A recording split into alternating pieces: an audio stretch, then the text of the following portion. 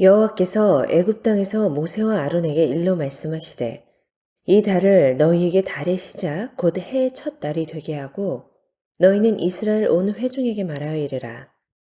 이달 열흘에 너희 각자가 어린 양을 취할지니 각 가족대로 그 식구를 위하여 어린 양을 취하되 그 어린 양에 대하여 식구가 너무 적으면 그 집의 이웃과 함께 사람 수를 따라서 하나를 취하며 각 사람이 먹을 수 있는 분량에 따라서 너희 어린 양을 계산할 것이며 너희 어린 양은 흠없고 일련된 수컷으로 하되 양이나 염소 중에서 취하고 이달 열 나흔 날까지 간직하였다가 해질 때에 이스라엘 회중이 그 양을 잡고 그 피를 양을 먹을 집 좌우 문설주와 임방에 바르고 그 밤에 그 고기를 불에 구워 무교병과 쓴 나물과 아울러 먹되 날것으로나 물에 삶아서 먹지 말고 머리와 다리와 내장을 다 불에 구워 먹고 아침까지 남겨두지 말며 아침까지 남은 것은 곧 불사르라.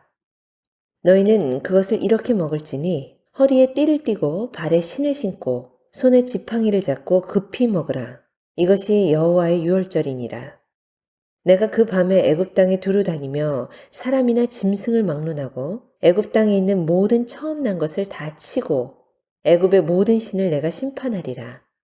나는 여호와라.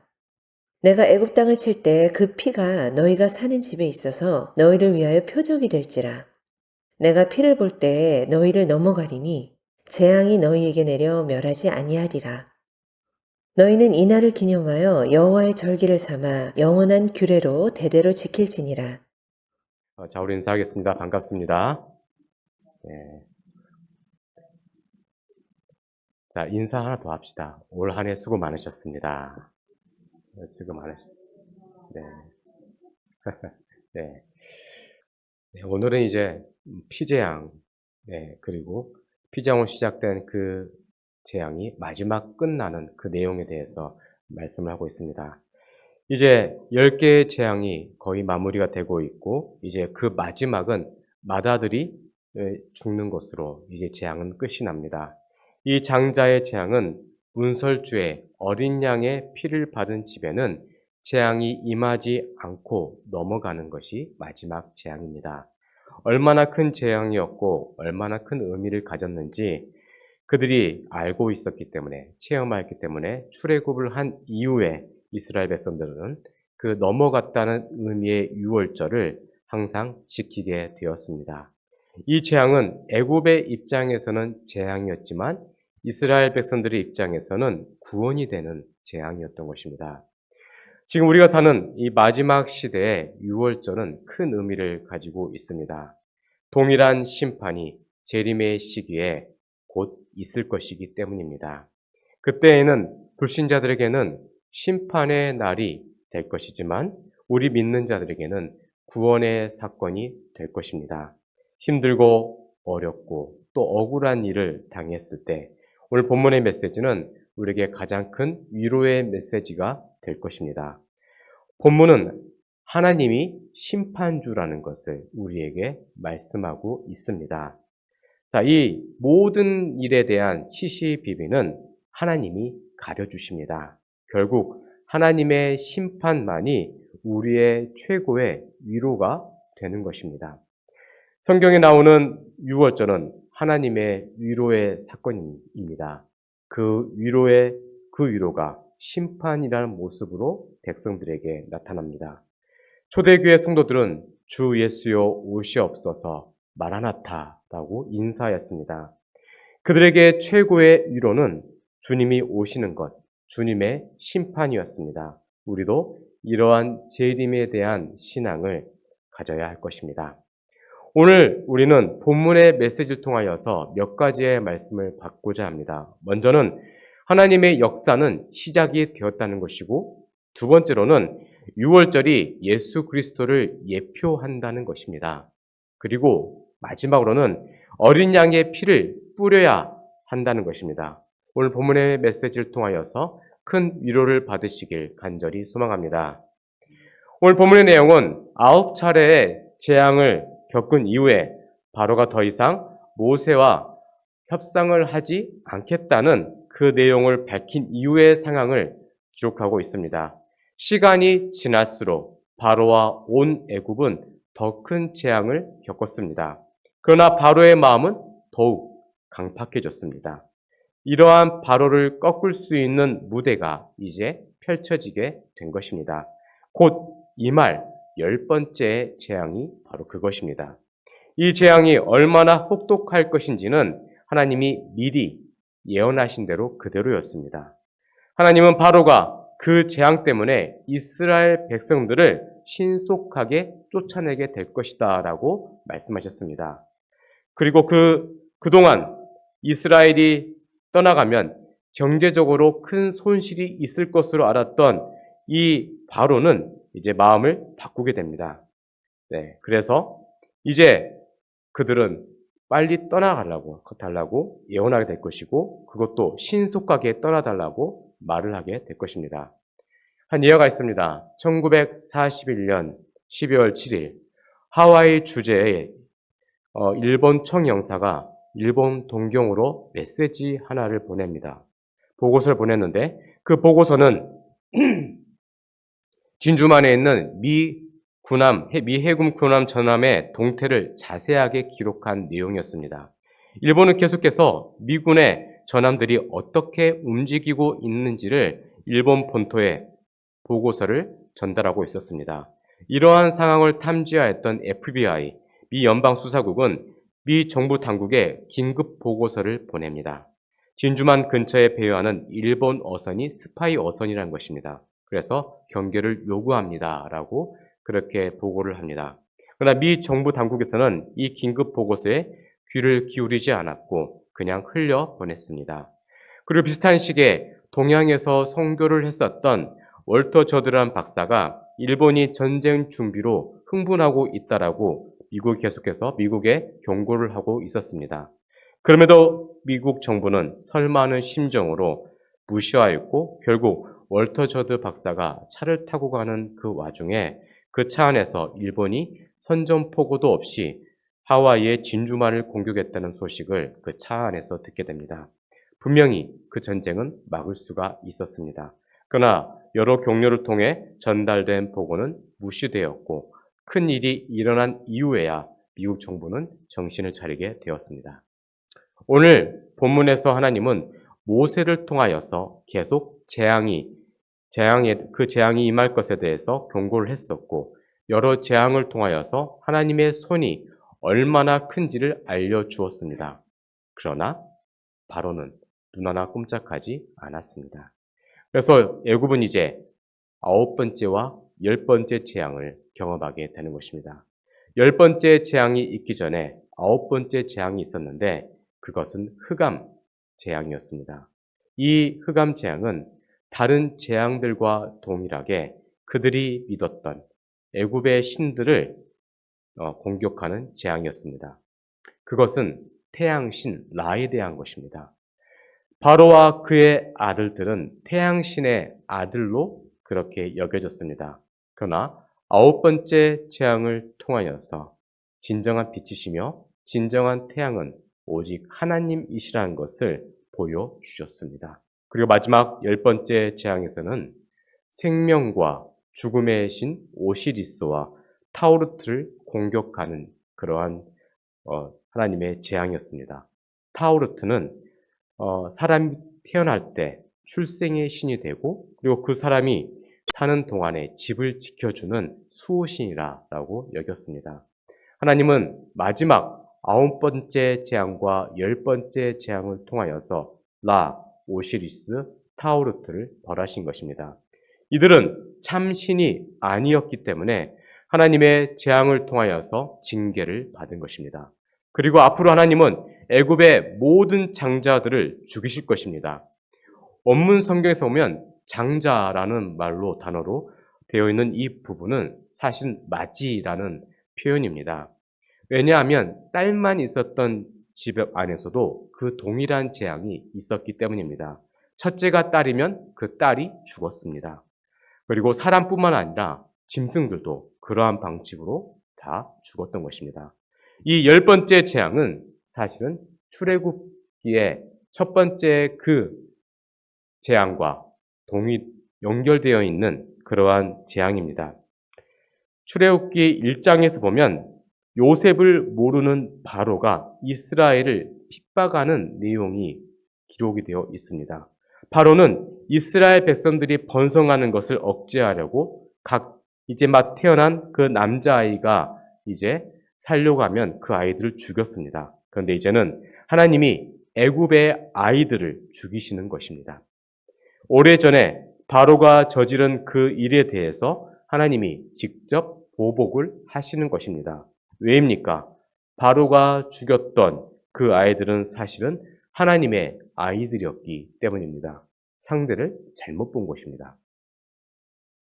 1962년의 일입니다. 1962년 10월에 쿠바 상공에 있었던 한 정찰기가 사진 한 장을 찍는데 이 사진이 미 백악관을 발칵 뒤집어 놨습니다. 그 사건은 이 사진은 쿠바의 소련제 미사일 기지가 설치되고 있다는 것이었습니다. 만약 그 미사일이 발사되면 불과 5분 만에 미국 동부의 거대한 도시들은 불바다가 될 수도 있는 일이었기 때문입니다.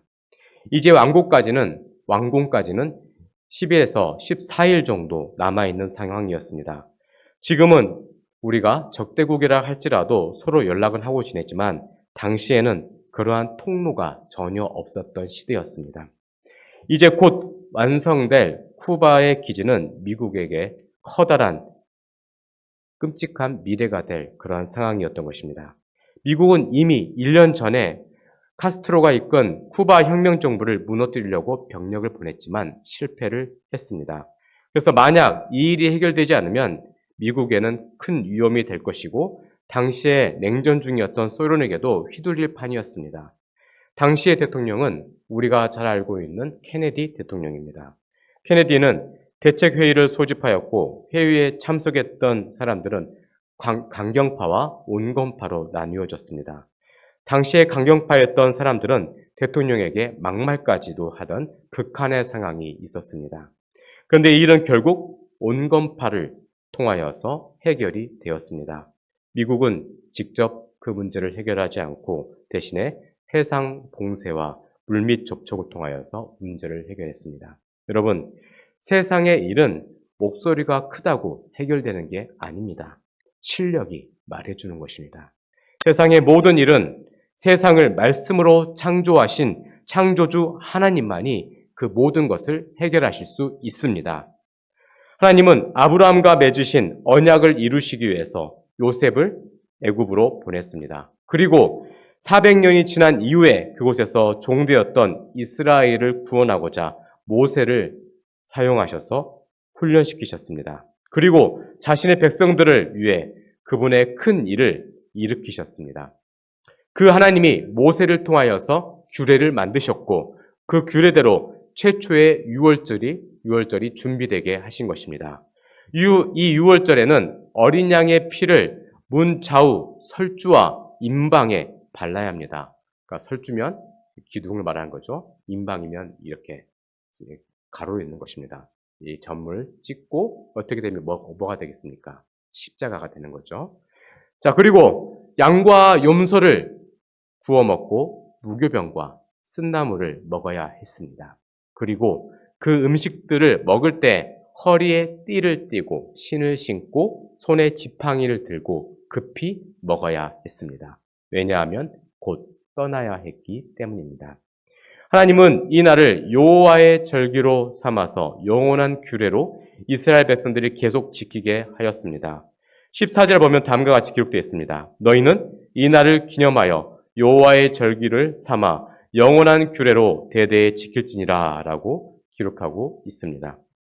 이 역사적인 날에 문에 피가 발라져 있는 집은 죽음이 그냥 물러가게 되는 것입니다. 반면에 그렇지 않는 집은 장자의 죽음이 있을 것입니다. 그리하여 이스라엘이 새 출발을 하게 되는 것입니다. 새 출발은 항상 장엄한 것입니다. 새가 가장 아름다울 때는 새가 날 때도 아니고 아름다운 노래를 부를 때도 아닙니다. 그것은 창공을 날기 전에 그 날개를 활짝 필 때입니다. 자, 먼 바다를 항해하는 배도 그렇습니다. 먼 바다를 출항할 때 돛을 활짝 편 모습이 가장 아름다울 때입니다. 여러분, 우리도 그렇습니다. 새로운 출발을 위해 발걸음을 뗄 때가 가장 아름다운 것입니다. 새로운 시작에는 희망이 있기 때문입니다. 이제 이스라엘 백성들에게는 새로운 시작을 위한 유월절이 준비되고 있습니다. 그들의 모습은 지난 400년간의 모습과는 다를 것입니다. 그리고 이후에 있을 이스라엘의 모든 역사보다 더 아름답고 위대한 모습이 되는 것입니다. 사랑하는 성도 여러분, 우리는 이제 주님과 함께 새로운 출발을 하려고 합니다. 올 한 해는 많은 아픔과 슬픔이 우리에게 있었지만 주님이 함께 하시기에 우리는 이제 새로운 시작을 할 수가 있습니다. 주님이 인정하시고 주님이 함께 하시는 출발입니다. 올 한 해 하나님이 함께 하신 것처럼 내년도 하나님이 우리와 함께 가실 것입니다. 그러므로 우리는 강하고 담대하게 앞을 향하여 나갈 수가 있습니다. 주님이 우리에게 새로운 일들을 이제 시작하셨습니다. 그래서 우리는 주만 믿고 말씀을 선포하면 되는 것입니다. 반드시 주님께서 우리에게 승리를 주실 것입니다. 이 사실을 믿으시길 간절히 소망합니다. 두 번째 메시지입니다. 예수 그리스도의 예표가 있다는 것입니다. 유월절은 하나님을 믿는 모든 사람에게 특별한 사건이 됩니다. 왜냐하면 이 사건에는 예수 그리스도에 대한 모형과 그림자가 숨겨져 있기 때문입니다. 자, 요즘은 버스를 탈 때 전자칩이 내장되어 있는 카드를 사용하고 있습니다. 근데 예전에는 토큰이라는 것을 사용했습니다. 기억하시죠? 토큰이라는 것은 영어 단어인데 증거물이라는 것입니다. 그러니까 토큰을 가지고 있으면 교통비를 이미 지불했기 때문에 차를 탈 수가 있는 것입니다. 오늘 우리가 함께 나누는 본문의 내용은 장차 우리를 위해 이 땅에 오실 그 그리스도를, 예수 그리스도를 의미하는 것입니다. 그분이 어떤 삶을 살 것이고 우리가 그분의 어떠한 모습을 닮아가야 하는지를 보여주고 있는 것입니다. 요즘 우리가 운전하다 보면 가끔씩 의미 있는 표지판들을 우리가 볼 때가 있습니다. 예를 들어서 50m 앞에 낙석 주의라는 표지판이 있으면 우리는 그 구간을 지나갈 때 신경 써서 운전을 해야 합니다. 혹시 위에서 낙석이 떨어질 수도 있기 때문입니다. 자, 이러한 표지판들은 운전자들이 편안하고 안전하게 목적지에 도착할 수 있도록 도와주고 있습니다. 바로 이런 게 표적이라는 것이죠. 우리가 하나님의 나라에 들어가기 위해서 우리는 유월절 어린 양이 되시는 예수 그리스도를 바라봐야 하고 또 그분의 고난을 이해하고 믿어야 합니다. 그렇지 않으면 우리는 헛된 것을 따를 수밖에 없는 것입니다. 고린도전서 5장 7절 말씀을 보면 다음과 같은 말씀이 기록되어 있습니다. 너희는 누룩 없는 자인데 새 덩어리가 되기 위하여 묵은 누룩을 내버리라. 우리의 유월절 양 곧 그리스도께서 희생되셨느니라 라고 기록하고 있습니다. 여기에서 누룩이 없는 무교병은 죄악을 제거한 고난의 떡을 의미하고 있습니다. 그래서 지금의 이스라엘 사람들은 이 무교병을 고난의 빵이라고 부르고 있습니다. 그리고 무교병과 함께 먹는 어린 양의 고기도 우리에게는 큰 의미가 됩니다. 자, 이러한 내용이 오늘 우리가 읽지는 않았지만 우리가 읽었던 7절부터 10절을 보면 그 유월절의 핵심이 나옵니다.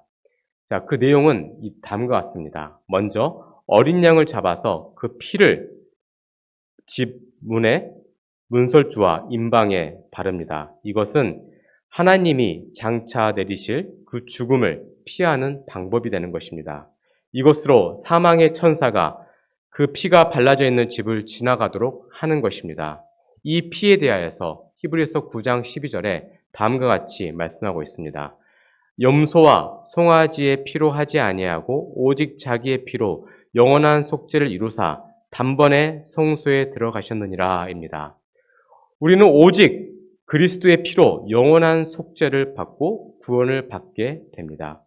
구약에서는 어린 양, 염소, 소의 피를 뿌려서 하나님께 속죄제를 드렸습니다.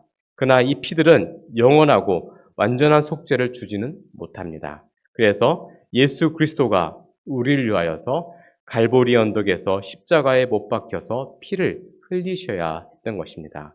이것이 우리의 모든 죄를 담당하고 죄사함의 길을 열게 하는 것입니다. 이러한 예표, 모형과 그림자가 어린 양의 피에 거기에 담겨져 있었던 것입니다. 다음으로 6월절 어린 양에는 고난의 의미도 담겨져 있습니다. 어린 양의 고기는 반드시 불로 구워서 먹어야 합니다. 여기에서의 불은 심판을 의미합니다.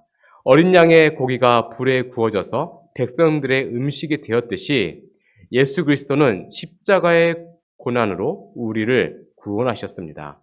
그 십자가에 대한 말씀이 우리에게 생명의 말씀이 되는 것입니다. 결국 하나님이 6월절에 먹으러 가셨던 모든 음식들에는 예수님의 고난의 의미가 담겨져 있었던 것입니다. 한 동화가 있습니다. 어느 한 부자가 큰 잔치를 벌릴 계획을 세웠습니다. 그래서 집에 기르는 동물들을 불러서 회의를 열었습니다.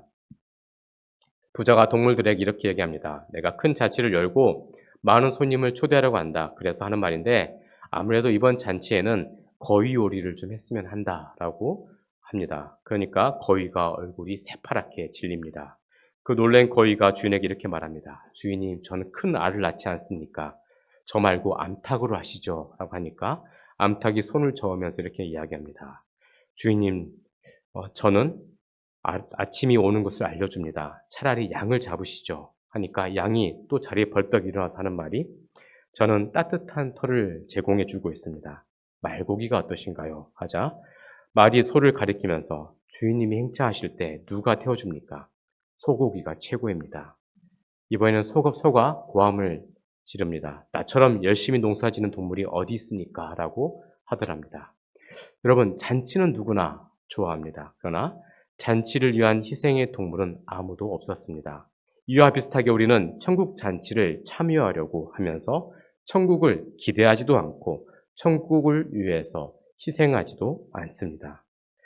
그러나 우리 주님은 자신의 몸을 아끼지 않으시고 십자가에서 온전한 희생을 우리에게 보여주셨습니다. 그래서 우리가 구원을 받게 된 것입니다. 오늘 본문의 6월절은 장차 오실 예수님의 고난을 예표하는 것입니다. 주님이 우리를 위하여 헌신하셨던 것처럼 우리도 주님의 길을 따라가기 위한 헌신이 있어야 할 것입니다. 출애굽을 할 때 이스라엘 백성들은 처음으로 6월절을 지켰습니다.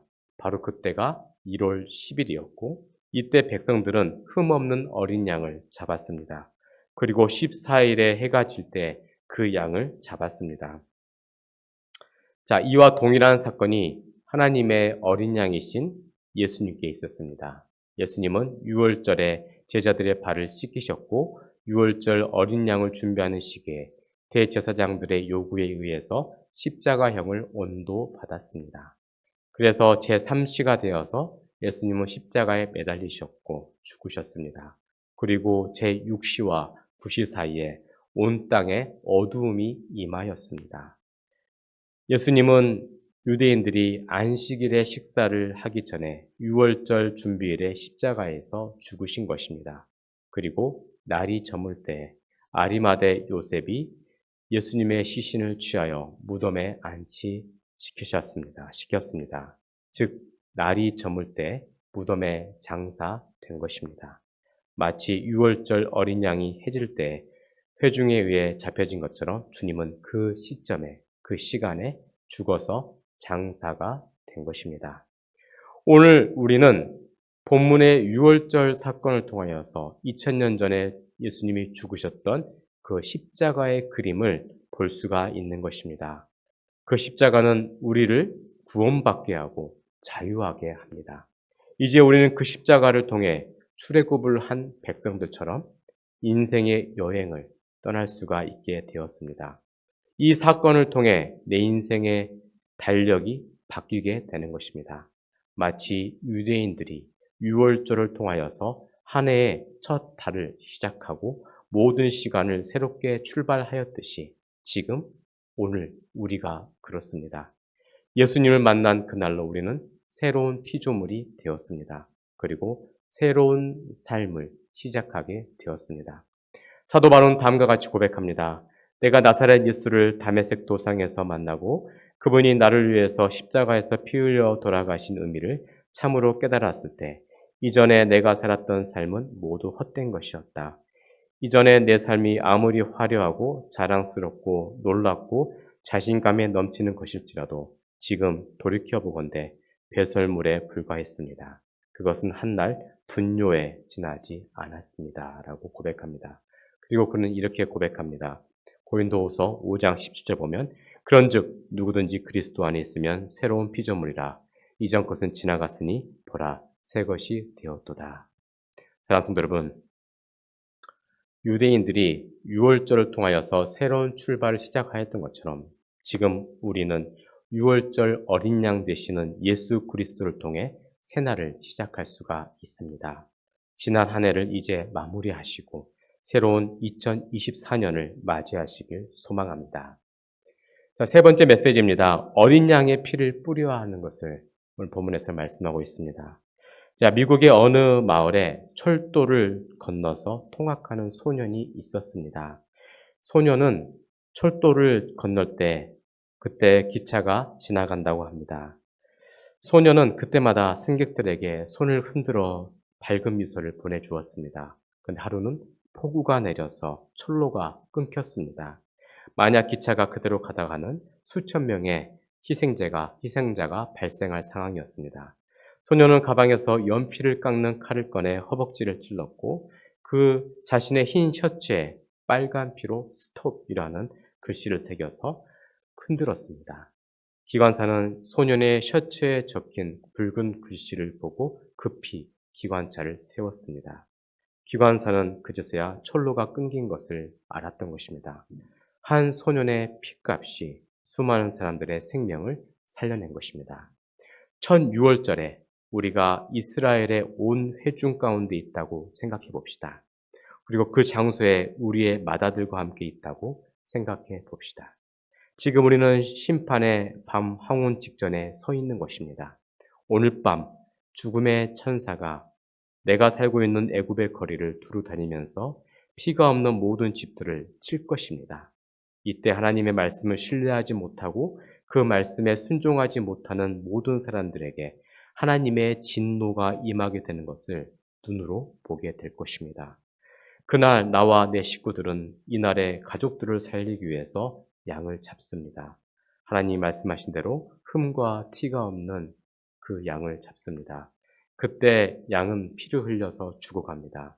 이때 피 흘린 어린 양, 이 양으로 인하여서 나와 내 가족이 죽음에서 건짐을 받게 되는 것입니다. 여러분, 이 사실을 이스라엘 백성들이 아는 것만으로는 부족합니다. 그들에게는 해야 할 것이 있습니다. 그것은 바로 피를 흘리고 죽어간 그 양에게서 피를 취해야 하는 것입니다. 그리고 하나님이 말씀하신 대로 내가 살고 있는 그 문 좌우 설주와 임방에 이 피를 발라야 하는 것입니다. 이 행동이 없으면 가족들은 살 수가 없습니다. 출애굽기 12장 22절 보면 으슬초 묶음을 가져다가 그릇에 담은 피를 적셔서 그 피를 문 임방과 좌우 설주에 뿌리고 아침까지 한 사람도 자기 집 문 밖에 나가지 말라라고 기록하고 있습니다. 피를 뿌리지 않으면 안 됩니다. 지금 우리에게는 어린 양이 피를 흘렸다는 그 한 가지 사실을 알아서는 안 됩니다. 그 다음이 필요합니다. 그것은 나를 위해 피를 흘리시고 죽으신 그 예수님을 나의 구세주로 받아들인 것입니다. 히브리서 9장 22절에는 다음과 같은 말씀이 있습니다. 피 흘림이 없은즉 사함이 없느니라. 자, 이 말씀처럼 피 흘림이 있어야 용서가 있는 것입니다. 그러나 그것을 받아들이지 않으면 하나님의 진노와 심판에서 구원을 받을 수가 없는 것입니다. 세계적인 부흥사 찰스 피니가 이전에는 변호사였다고 합니다. 그가 변호사 사무실을 개업하려고 준비하고 있었습니다. 그때 하나님의 음성이 들렸다고 합니다. 피니야, 너는 변호사가 되어서 무엇을 할래? 그러자 피니가 대답을 합니다. 부자가 되겠지요. 라고 대답합니다. 그 다음에는 그러면 저는 은퇴하겠지요. 그 다음에는 죽겠지요. 그 다음에는 그러면 저는 심판이 있겠지요라고 하나님이 물으시고 이렇게 답을 합니다. 마지막 답을 한 찰스 핀은 떨기 시작합니다. 그래서 근처의 숲으로 가서 기도하기 시작했고, 그리고 하나님의 심판대 앞에 설 것을 생각하면서 이기적이고 공허한 삶, 세상의 쾌락을 즐기는 생활을 그만두기로 했습니다. 그리고 이제부터 하나님의 영광을 위해 살기로 결심을 합니다. 이전에 살았던 이기적이고 공허하고 쾌락된 삶을 즐기는 삶을 완전히 정리했습니다. 그 이후로 찰스 피니는 50년의 세월을 복음을 전하며 살았습니다. 하나님은 자신의 모든 것을 바쳐 헌신한 찰스 피니에게 축복을 더해주셨고 수천 수만의 영혼을 구하게 하셨습니다. 그는 히브리서 9장 27절 한 번 죽는 것은 사람에게 정해진 것이요 그 후에는 심판이 있으리니라는 말씀을 깨닫고 인생의 목적을 바꾸어 영광스럽게 살았던 것입니다. 사랑하는 성도 여러분, 오늘 우리는 아는 것만으로는 부족합니다. 알았다면 진실하게 받아들여야 됩니다. 그 알고 믿는 만큼 또한 진실하게 살아야 할 것입니다. 그러면 하나님은 우리에게 복을 주실 것입니다. 하나님은 아브라함에게 복의 근원이 되게 하겠다라고 말씀하셨습니다. 여기에서의 이 복의 근원의 근원은 파이프라인을 의미하는 것입니다. 하나님이 파이프를 만드셔서 만민에게 복을 흘려보내도록 하기 위해서 아브라함을 불러서 약속의 땅으로 인도하신 것입니다. 그래서 그 복의 근원을 만드시려고 그 이름을 창대하게 하셨습니다. 그리고 그를 높이셨습니다. 지금 우리가 바로 그 자리에 서 있습니다. 주의 이름을 알고 믿었더니 우리가 복의 근원이 되었습니다. 우리는 복의 근원으로서 예수 그리스도의 보혈의 공로를 사람들에게 전해주는 파이프라인과 같은 사람이 되어야 할 것입니다. 자, 이러한 인생을 24년도에 살아가시길 주의 이름으로 축원드립니다. 기도하겠습니다. 하나님 아버지, 우리가 가장 힘들고 어려울 때 우리가 위로받을 수 있는 것은 하나님이 심판주가 되신다는 것입니다. 주님이 모든 시시비비를 가려주시고 우리의 모든 괴로움에서부터 건져내 주옵소서. 그리하여 새로운 시작을 할 수 있도록 길을 만들어 주시옵소서. 지금 부족하지만 주 안에서 새로운 시작을 할 수 있도록 하시며 예수 그리스도의 보혈로 승리하게 하여 주옵소서. 감사드리며 예수님 이름으로 기도드렸습니다. 아멘.